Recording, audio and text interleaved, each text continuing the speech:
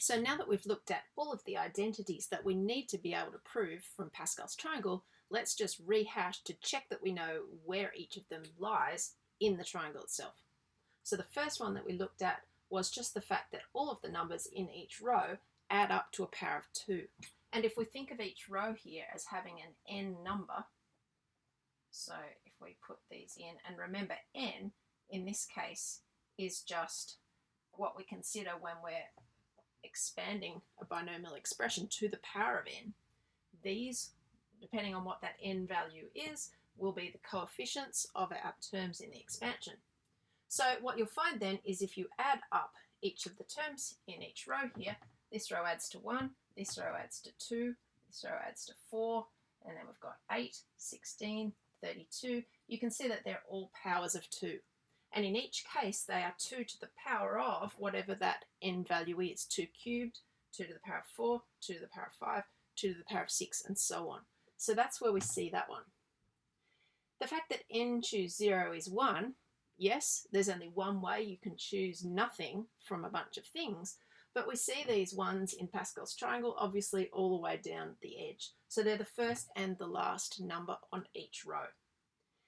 The number of ways you can choose one thing from n things is n. So that tells us that no matter what n is, let's say 3, that will always be the second number in the row. So we see those numbers in the second number and also the second last number of each row.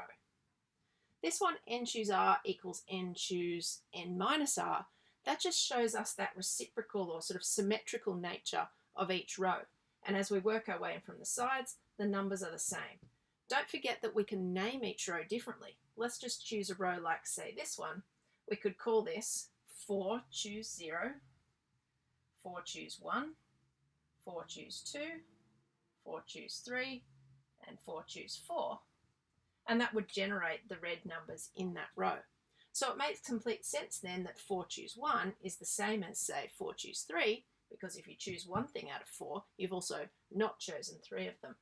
And you'll see that notation in Pascal's triangle just in that symmetry. And then the last one, we explained it with the stories about the anchovies. And that made some sense as memorizing it, but it also makes a lot of sense if you just look at where it is in Pascal's triangle. It's on every single number, because you can take any one number, let's take, say, this number here, and say it will be equal to the sum of the two numbers above it. So it's 15 here because it's 5 plus 10.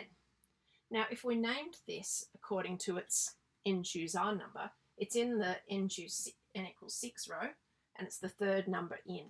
So this would be saying 6 choose 3 is equal to 5 choose 2 plus 5 choose 3.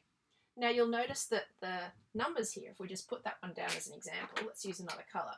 We're saying 6 choose 3 is equal to 5 choose 2 plus 5 choose 3. Why does this always work? Well, any one number being the sum of the two diagonally above it means the two diagonally above it, the one to its left is always going to be, if this is the third one in the row, it will only be the second, right? And if this one is the third in the row, that one also will be the third. But in both cases, it's in the row before. And that's why here we've got 5s up there.